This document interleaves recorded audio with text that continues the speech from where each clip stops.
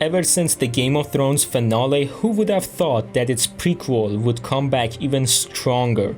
Once again, satisfying the fans of Martin's world. House of the Dragon returns Sunday night after a 2-year wait, and it's hitting harder than ever. A Son for a Son kicks off season 2 with a bang, promising an epic and wild ride ahead. This premiere sets the stage for what's sure to be an unforgettable season. Get ready, because Westeros is about to get even more intense. So let's dive in and see what House of the Dragon delivers, where Game of Thrones and other shows have fallen short. Number 1. Costumes. The costumes in House of the Dragon Season 2, designed by the talented Caroline McCall, are nothing short of spectacular. Known for her work on Downton Abbey and his Dark Materials, McCall brings a masterful touch to the intricate world of Westeros. The show's commitment to world building is evident in every detail, from the elaborate sets to the breathtaking scenery and, most impressively, the costumes. The strong color story, red, black, gold, green, and blue, refines the designs, accentuating the characters' power and passion. Whether it's the meticulously crafted armor or the stunning coronation dresses, each piece is designed with careful consideration of historical influences and visual impact. McCall's work not only enhances the visual storytelling but also brings a visceral, sexy edge to the characters, making the fantasy world of House of the Dragon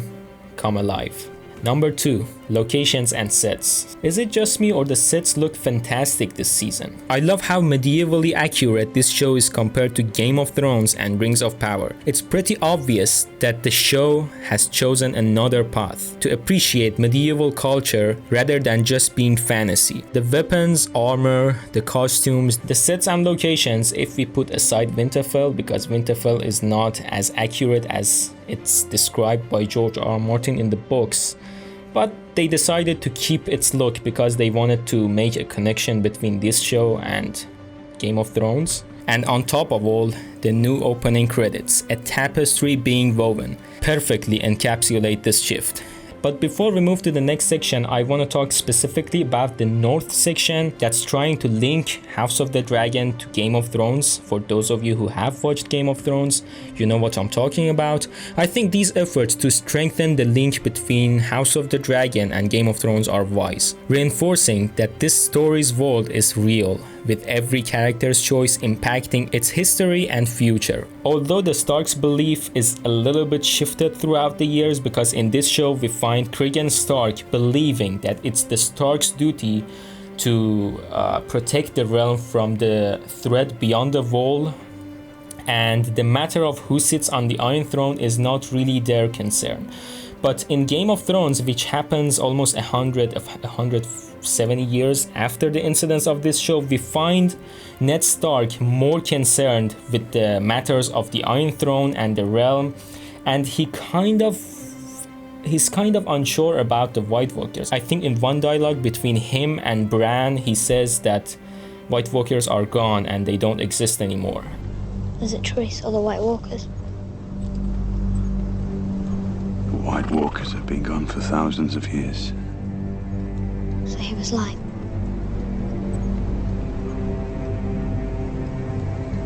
The madman sees what he sees. But it's reassuring to know that Starks were aware of the threat from beyond the wall even before they knew anything about Aegon the Conqueror's secret dream. Okay, moving on to the next section, which is the opening credit scene, and I found it gorgeous. After watching the opening credits for the new season, it seems like the showrunners might be switching up the intro each season, which sounds interesting. Remember how in season 1 the opening credits revolved around King Viserys' intricate model of old Valyria? Well, now that Viserys is gone, the fate of that model is a mystery, since we don't see it in King's Landing during Game of Thrones. Many suspect it met a dramatic end. This season's opening credit scene reflects this shift, giving us fresh visuals and a new theme that hints at the evolving storyline. The opening credits of House of the Dragon Season 2 is a masterful evolution from the first season. Now inspired by the Bayer tapestry, these embroidered visuals beautifully depict key plot points and historical context, immersing viewers in the rich tapestry of Targaryen history. Showrunner Ryan Condal explained that this shift signifies the series' transition to a period of war, with the new style offering fans fresh imagery to dissect. From the grandeur of old Valyria to the fiery Targaryen conquests, these living history on screen sets the perfect tone for the epic battles to come. And the next one is, of course, the acting and the character development. The characters remain consistent from season 1, except for one I discussed in another video. But even the characters I grew to hate make interesting decisions that make them relatable. Aegon II in particular is evolving. In the first season I disliked him, but now I'm starting to appreciate him thanks to Tom Glynn-Carney's performance, if I pronounced his name right. Aegon II is showing new characteristics as king, trying to be a good father, taking his son to the small council meetings, something King Viserys never did for him, and a good ruler doing his best helping his people. Another scene that caught my attention was Jace's emotional return and him reporting to his mother while breaking down into tears little by little.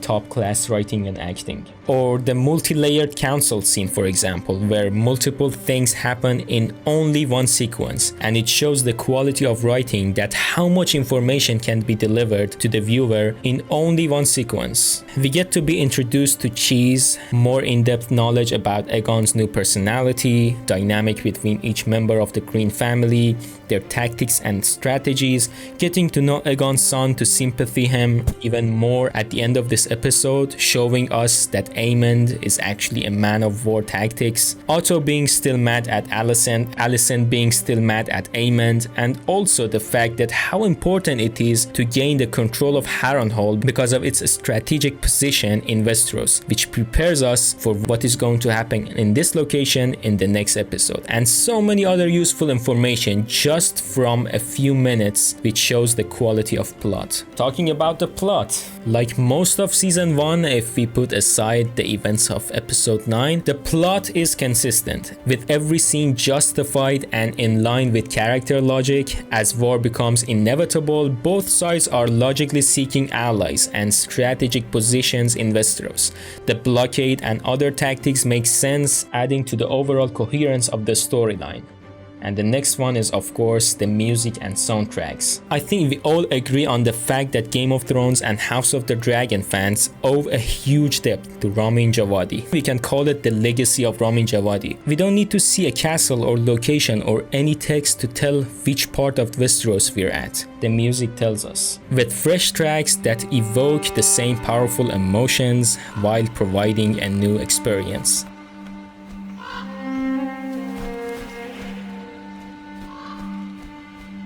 And at the end, I really appreciate not showing violence against kids. Game of Thrones and House of the Dragon are known for graphic violence, but the showrunners know where to draw the line, and that's greatly appreciated. If you think the blood and cheese scene doesn't play out like the book, I recommend watching this video. It might answer lots of your questions. It's Mason from Tromaya Studio. Thanks for watching.